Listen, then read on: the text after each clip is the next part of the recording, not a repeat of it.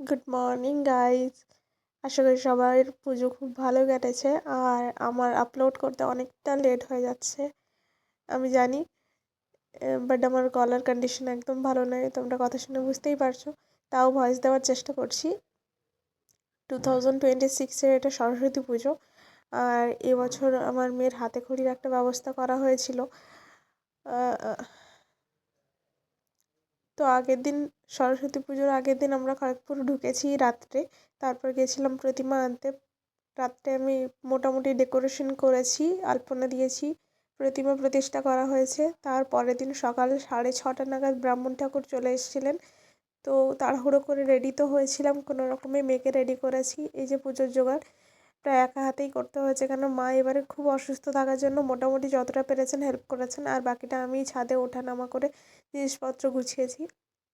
তো রেডি হতে তেমন তো পারিনি, বাট হ্যাঁ যতটা পেরেছি আমি একটা করে কাজ করেছি আর একটু করে রেডি হয়েছি।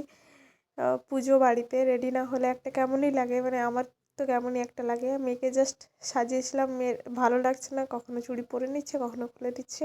পুজোটা আমাদের 8:30 নাগাদ প্রায় শেষ হয়েছে। আর বাবার কিছু স্টুডেন্টও এসেছিলো, পুষ্পাঞ্জলি কমপ্লিট। এই যে আমাদের পুজো চলছে এখনও। আমি ভিডিওর ক্লিপগুলো এদিক সেদিক হয়ে গেছে কিছুটা, তোমরা দেখতেই পাচ্ছ। অ্যাডি এখানে খুব এনজয় করেছে।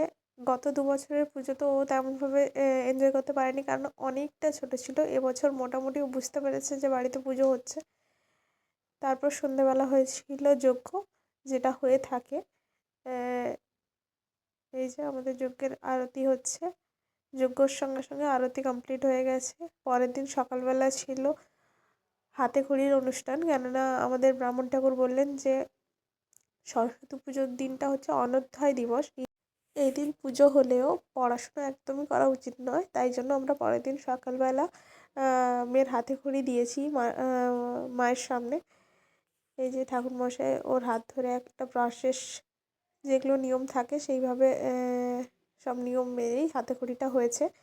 ও অনেকটাই ছোট, ওর যেহেতু ও ব্রাহ্মণ ঠাকুরকে একদমই চেনে না, তাই ও গায়ে হাত দিতে একদমই পছন্দ করছিল না।